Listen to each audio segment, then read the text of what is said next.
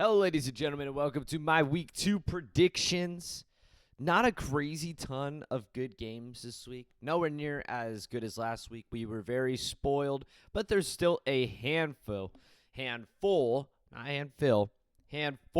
of good games this week. So without saying too much, let's get straight into this thing. I'd like it, subscribe, it up, a comment. Always helps. Let's get straight into this. Illinois and Duke. I've seen a lot of people picking Duke in this one, which is just really weird to me. Like, I don't understand. People can't get their, like, people can't figure it out. And I mean, I say people, like the AP voters are people, but it's like, why is Illinois number 11, but we're not even confident enough to favor them by a touchdown at Duke? I mean, Duke, dominated their first opponent, I would say less than Illinois did, but Duke Elon was tied 10-10 going into halftime. It took a very long time for Duke to kick it into overdrive. I think they have the transfer quarterback from Tulane, if I remember correctly. And they had a pretty good offensive performance. And yes, you're going into Duke, but it's bright and early in the morning. I don't really have a lot of confidence in Duke. I just think they're going to be – I think the competition now in the ACC with the rise of Florida State, you got Clemson, SMU, and Miami. That was who I was forgetting. Even Georgia Tech. Like, I just think the competition is a bit too much for Duke to really be up there in the conversation.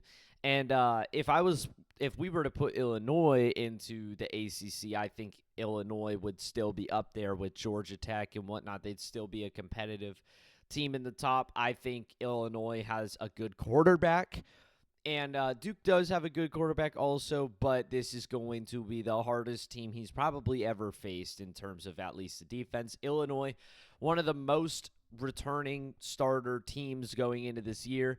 They had a very good defense last year. If anything was helping Illinois out last year, it was their defense. Their quarterback showed a lot of flashes of potential. I don't know why I keep on making wrong words come out of my mouth. Showed a lot of potential last year. They add on to that. That is why they are number 11. I personally think number 11 is still way too high for this team. I would say about like 16-ish would make sense for me. But I'm going to go ahead and take Illinois to go on the road in this game and cover. I don't really think Illinois is going to last in this spot, though. And if Duke does manage to pull this off, I wouldn't be very surprised if Illinois was super overrated. But I don't think we should jump to put Duke into the top 25 straight away. I think we should particularly hold on that. We might have just overranked the team a little bit, Illinois has not been very notorious for being a super good football program. We had the confidence to put them at 12 to start and then bump them up over ASU for some reason. But I'm going to take Illinois in this game anyways. The narrative right now is Duke. A lot of people are saying Duke will win this game. I just don't really see it happening. I think Illinois. Riley Leonard days at Duke were some of my favorite days watching Duke. Actually, literally made me a temporary Duke fan. It just felt so electric there, and those days are gone. Those days are long gone. I don't think Duke wins this. Iowa at Iowa State, another game in which I'm going to – well, the narrative right now is every time this match is played, the home team hasn't won. Not every time in history, but like I think it's within the past 2 or 3 years. The home team has not won this matchup, and they've been super close defensive matchups. Well, a lot of people are picking Iowa State in this for good reason. Iowa State won Kansas State in Dublin, and then they destroyed South Dakota. Rocco Becht looks like a really good quarterback right now. Iowa State seems to be cooking, but Iowa has been seemingly forgotten about. A team that was getting top 25 implications, even though they probably shouldn't be in the top 25. I don't think they will finish off as a very good team this year, as they have a pretty difficult schedule in the Big Ten. That's just also because there's a lot of good teams in the Big Ten this year. But I personally think second game of the year, I'm going to continue and make it either 3 or 4 years of the home team not winning. I think Iowa will win this one, 21-20. Sticking around the same score it usually has been.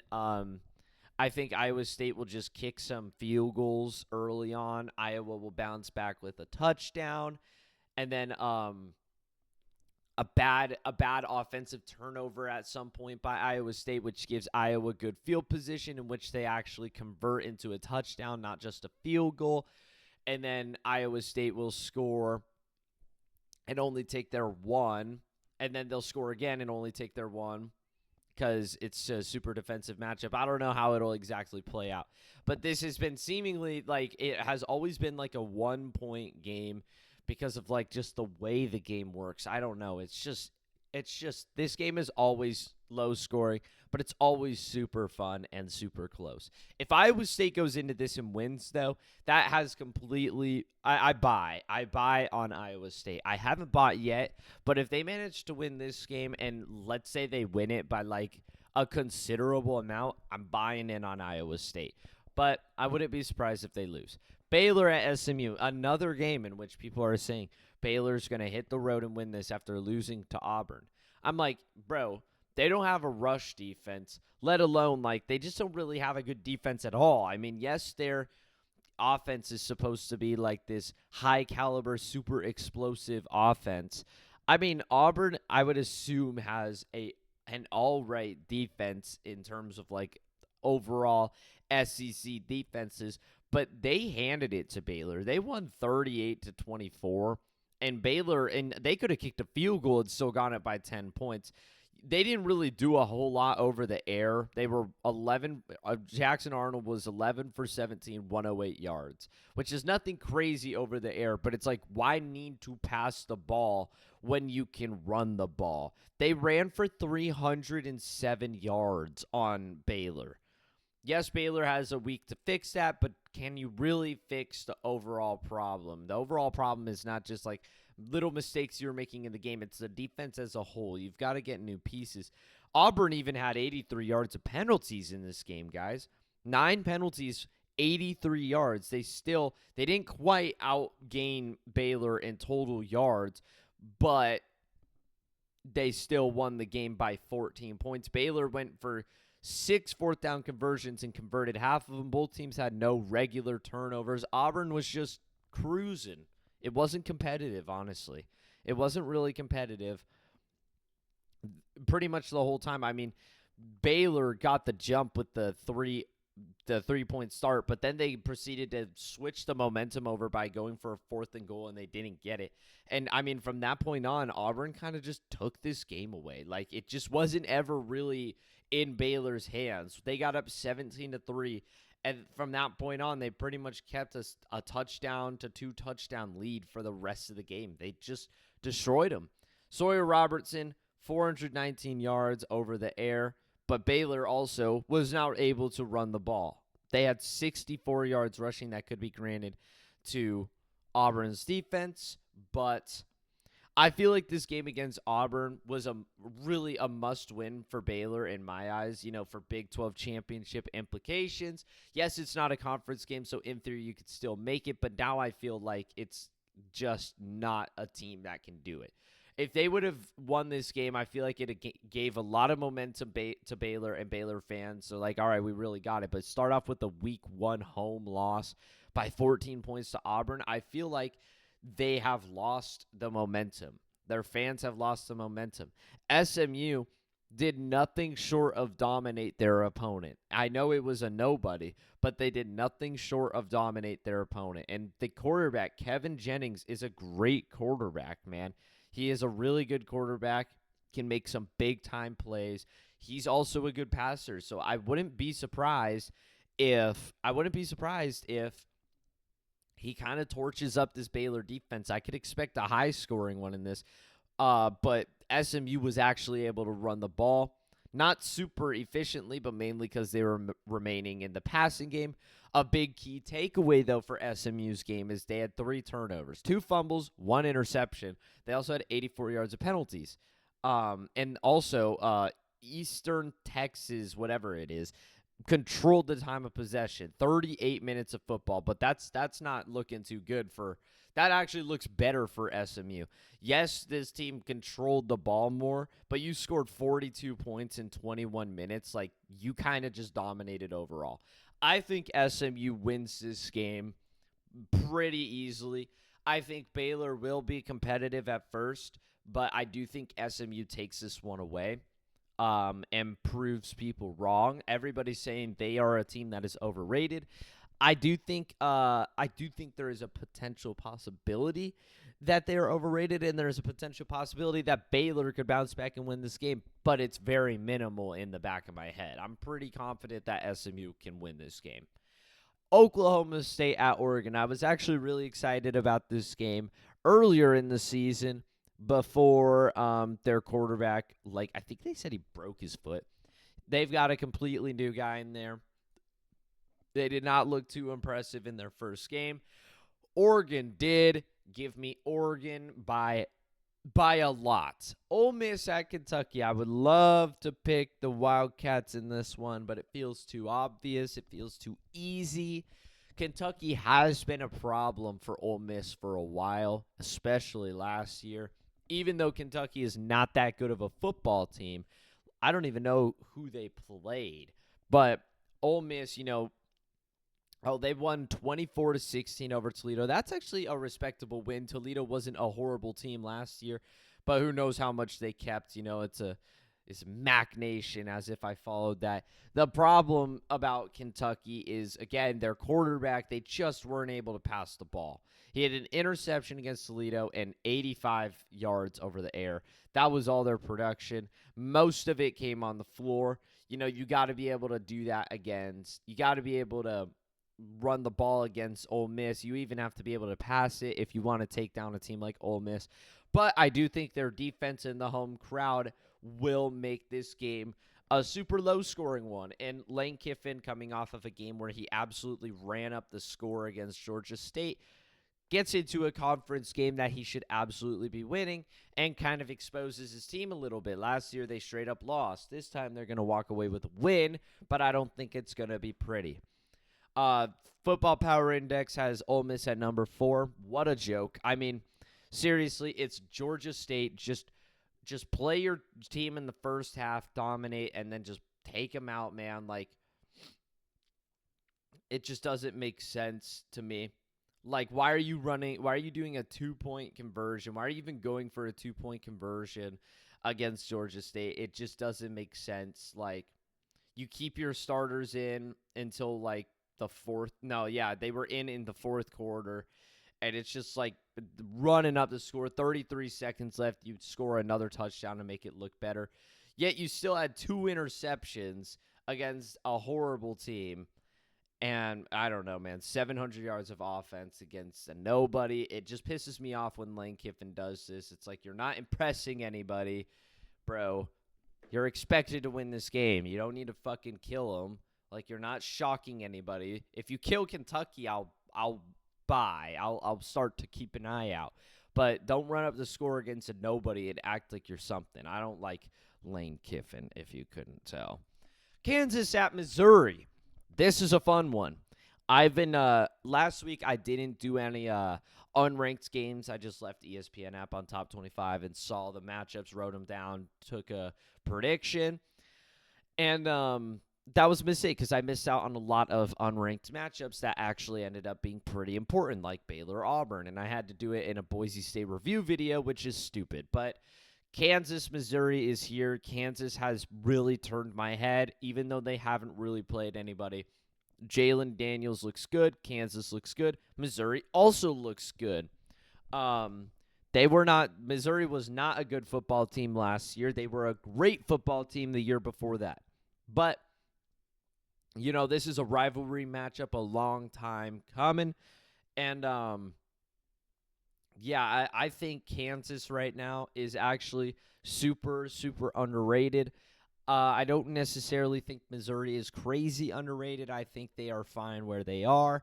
but I do think Kansas is a team that could potentially go on a big winning spree right now at the start of the year and turn some heads, get into the top 25, and make a name for the Big 12 championship. You look at their schedule. This is a huge one, non-conference, but this is a big one to get your name out there. But then after that, they get to host West Virginia, host Cincinnati, and at UCF. They could go into Texas Tech undefeated. They literally could. They could go into Texas Tech undefeated, ranked in the top 25. After that Texas Tech team, they get to host Kansas State, which Kansas State does not look good right now. They get to host Oklahoma State, too easy. At U of A could be interesting. At Iowa State, very interesting. And then host Utah. This is a schedule for a Kansas team to go to the Big 12 championship, if you ask me. If they end up being that good of a football team, they could go to the Big 12 championship. It starts here, though. This is the big one. I mean, even though, again, it's a non-conference game, it's about getting your name out there and the overall record. You don't want to be tied with somebody and get booted out. I'm going to take Kansas. I'm going to take Kansas in a really good game, a close game up until the fourth quarter. Both these teams have good defenses. Both these teams have solid offenses. I think this is a perfect matchup, and I think Kansas is going to take it in a stunner, I would say. I don't really think people expect Kansas to win this one, but I think Kansas is going to hit the road, beat their rival, and get a lot of momentum and start getting a lot of talk. USF at Florida. Oh, how I would love to pick USF in this one. I'm just not too sure about Florida.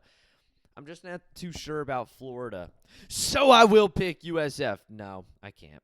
I think USF, it took them a really long time to get the gears rolling.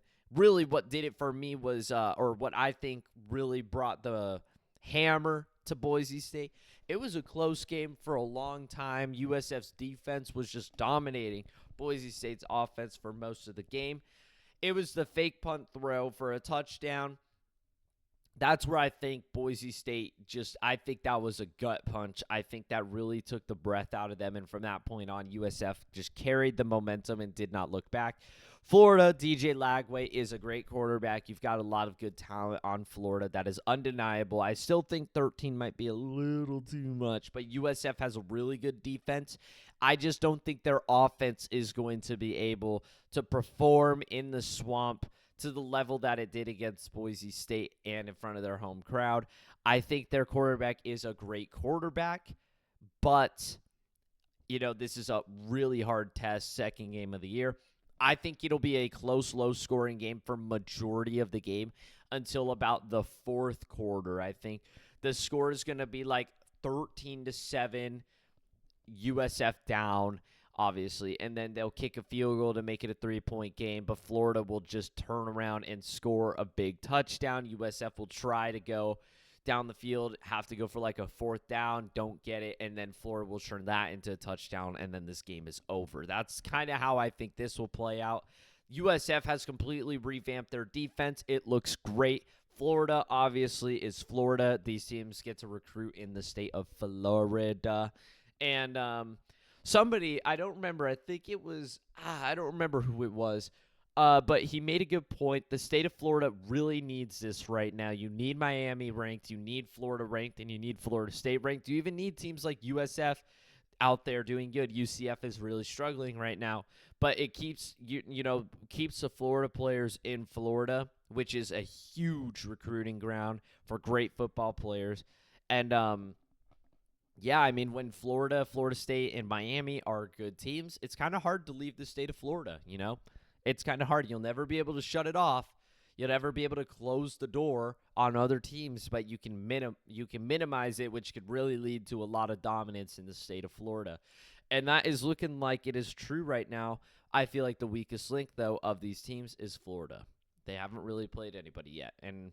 But I do think they will win this game. In a close one, though. ASU, Mississippi State. A lot of talk about this one being a super close, scary game. I do think it's going to be a super close, scary game. I think I said this in my Big 12 prediction video. I've been saying this in person. Obviously, you guys wouldn't know that. I've been saying this since the start of the year. I didn't care how things looked. This was going to be a tough game for ASU. Cowbells are loud. There's going to be about 60,000 or more fans, all with cowbells. It's going to be really hard. ASU's got to fix up the penalties. ASU's got to fix up the offense. Now, I've watched a couple Kenny Dillingham interviews, and I've watched a couple other podcasts talk about it. And I've seen comments about ASU fans and whatnot. Apparently, NAU was running some very absurd, exotic, as Kenny Dillingham said, defense. They were running something completely different, something that the offense was not really ready for, and it made the game a lot more difficult than it needed to be. And it was pretty much just a cover-up of a bad secondary, which actually proved to be true. You know, I kind of thought about it for a second. I was like, well, no, but then I was like, well, yes, because we had some huge chunk plays. We had a lot of plays taken off because of penalties, you know, 2 massive plays that could have accounted for 100-plus yards of offense taken away to penalties back-to-back. There were times we absolutely torched NAU, and again, it is NAU, but we absolutely torched them. They were also bringing the pressure on Sam Leavitt every time. Ben Coleman's first start as a center, and he went up against a completely different defense. You throw him into a crazy position that he's not ready for. I feel like ASU kind of got screwed. You know, you're going up against a weird coaching staff mechanism of defense, and you're still absolutely dominating. Yes, the final score was 38-19, but that final touchdown for NAU came with 20 seconds left when, like, second strings were in for ASU, and all the starters were still in for NAU, and the game was just over. We were kind of just sleepwalking at that point. Mississippi State, on the other hand, kind of struggled in another category. ASU struggled in big-time penalties. Both these teams had a lot of penalties. Mississippi State played Southern Mississippi. They win 34-17, but Southern Mississippi scored a touchdown with 33 seconds left, just like NAU did. So I won't really count it. Blake Shapen, 26 for 33, 1 touchdown, 1 interception, really close to like the same stat line as Sam Leavitt. Only difference was he did not run the ball nearly as well. Sam Leavitt accounted for 4 touchdowns of offense, 2 over the air, 2 on the floor. He also had an interception. Mississippi State had 14 penalties for 119 yards. That's more than ASU, but only by 2. But the yards is a lot less for ASU. We had penalties such as, like, a lot of false starts were in there and some bad holding calls. ASU had 12 penalties for 93 yards. That to me kind of looks like at the very least it cancels out. That to me looks like it cancels out. If one of these teams manages to fix up in that category and the other doesn't, that will be a huge benefit to the other team, obviously, but I don't think it will determine the victor of this game. I do think Mississippi State is going to be scary. I think there will be a lot of mistakes still by ASU, but my key takeaway to this game was last year's game. I think we were up 30-3 against Mississippi State before we started to let them climb back into the game on some phony comeback, in which we took a drive. Cam Scottaboo ended the game on a big run. All we did was run the ball at Mississippi State, and we kind of won. The big problem with that was Sam Leavitt wasn't really throwing the ball. He was running the ball well, but he wasn't throwing the ball, and it wasn't looking too good for Sam Leavitt at that point. That was proven wrong later. But Kenny Dillingham has a mindset where it's like, well, if you're not going to stop us in this category, then we're not going to stop using that category. Same thing went for NAU. They were running this weird style offense, which pretty much ended up leaving Jordan Tyson open every single play. Pretty much left him open every single play. That's why he had such a dominant game. That's why he was such a dominant presence. And also, he made some great catches, but it just ended up leaving him wide open. You don't need to throw to other people when your number one target is wide open every single play. If they're not going to double team Jordan Tyson, then, don't stop throwing it to him. Same thing went for ASU Mississippi State last year. If you're not going to load up the box and you can't stop Cam Scatterby, we're not going to stop running the ball at you. No point to Levitt really throwing the ball if you can't stop us on the floor, and let alone we're just going to run Sam Levitt too. That's kind of how Kenny Dillingham approaches situations, at least for me. There is still a whole nother side of offense to ASU that hasn't been unlocked. Jaron Hamilton, Mateer, Raleek Brown was doing really, really good. Kenny Dillingham also came out and said that he said his game plan going into this game was we wanted to pass the ball. We wanted to pass the ball, not necessarily rely on the run game. We wanted to throw the ball. Raleek Brown, every time he got a touch, whether it was a screen pass, a punt return, a kickoff return, or a run, he was taking huge chunk plays out. He is, I don't know, he might be running back number 1 now. He turned heads. He, number 3 recruiting, number 3 running back in the recruiting class. He was injured for pretty much 2 years straight. He was at USC at first. Then he came over here. He was injured both years. This is the first time he's really seeing the field and getting to play. And he looks really, really good. He looks super athletic and shifty, and he's very quick. He could make a name for himself very quickly, especially in this game. Also, Kyson Brown, let alone the original starting running back, he had a great game too, receiving and running, and even a fake punt. He had a great game himself. Malik McClain didn't have a good game in terms of statistics, but he broke over the back of the defense, and it was taken away by a penalty. Huge chunk play taken away there. That changes the momentum. I think ASU still wins this game. I think mistakes are going to hurt them a lot. This score has been in my head since I saw this matchup, 37-34. This has been the score that has been stuck in my head. I think it's going to come down to a game-winning field goal that ASU hits. And ASU pulls off the dub. People will call it not an impressive win. And, yeah, that's pretty much that. Michigan at Oklahoma, no question about it, game of the week. Michigan, I had them winning this game in my Big Ten prediction video. I had them winning this game, and I think they will. I think Tommy DeVito, this guy's shirt that says DeVito was messing with me. Bryce Underwood looked really good. Now, Michigan as a whole kind of sleptwalk through that New Mexico game. At Oklahoma, hostile environment, a potential Heisman quarterback in your hands, already a top candidate for the Heisman, had a really good year at Washington State, looks to have a really good year here. I think Michigan somehow, some way finds a way to win this game. I don't know, man. I think Michigan turns heads. Not really given a whole lot of credit. They are ranked higher in the AP, but not a lot of people are picking Michigan here. I picked them in my preseason. I'm going to stick with it. That's all there is to it. Vanderbilt at Virginia Tech. Vanderbilt came out with a post and said, like, Alabama's now a should-win game, which I thought was pretty funny. Because Vanderbilt has a history of doing this where they talk that talk, and then they just get absolutely swashbuckled by the opponent they're playing. But Diego Pavia, after all, is kind of a dog, and he deserves to talk that talk.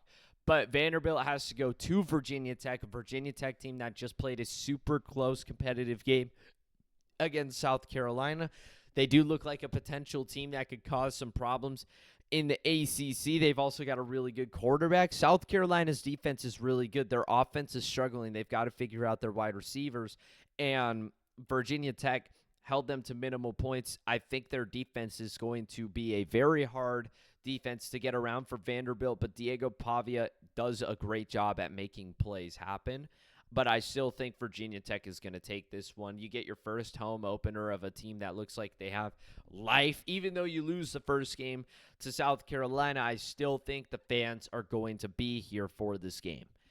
This is the first pretty good Virginia Tech team we've seen in a while.